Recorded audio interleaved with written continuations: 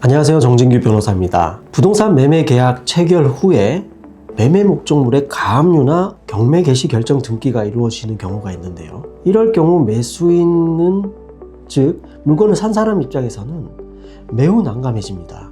매수인은 계약 이행 불능을 이유로 계약 해제를 고려해 보게 되는데, 과연 계약 해제가 가능할까요? 판례에 따르면 매매 목적물의 가압류 또는 경매 개시 결정 등기가 맞춰졌다는 사유만으로는 매매 계약에 따른 매도인의 소유권 이전 등기 의무가 이행 불능 상태에 빠졌다고 할 수 없습니다. 이는 매도인이 잔금 지급일까지 해당 가압류나 경매를 취하시켜 완전한 소유권을 이전할 가능성이 남아있기 때문이에요. 매도인이 가압류나 경매를 해결하지 못해서 실제 경매 절차가 진행되고 그 결과 제3자가 부동산을 매각받아 소유권 이전 등기를 마친 경우에는 더 이상 매도인이 매수인에게 소유권을 이전해 줄 수 없게 됩니다. 바로 이 시점에서 매도인의 소유권 이전 등기 의무는 사회 통념상 이행이 불가능한 상태, 즉 이행 불능으로 확정됩니다.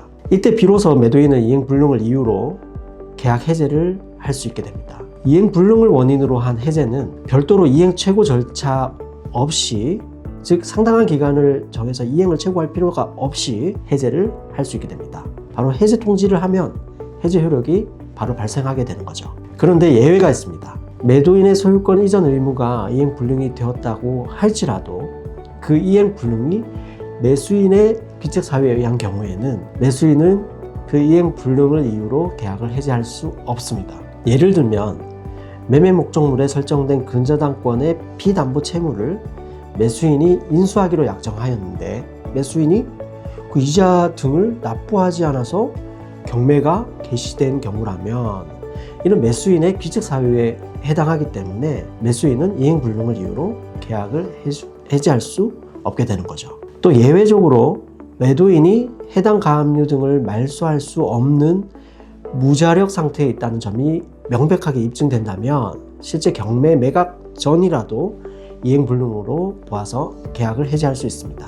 매수인은 이러한 상황에 대비해서 미리 특약사항으로 매매 계약 체결 후 잔금 지급 전까지 매매 목적물의 가압류, 가처분, 경매 개시 결정 등기 등이 이루어진 경우에는 매수인은 계약을 해제할 수 있다라는 취지의 약정 해제권 조항을 기재해 둘 필요가 있습니다. 그렇지 않으면 이행지체를 이유로 계약을 해제하는 방법으로 가야 하는데 매수인은 잔금을 마련해서 매도인에게 이행 제공을 해야 하는 부담을 지게 됩니다.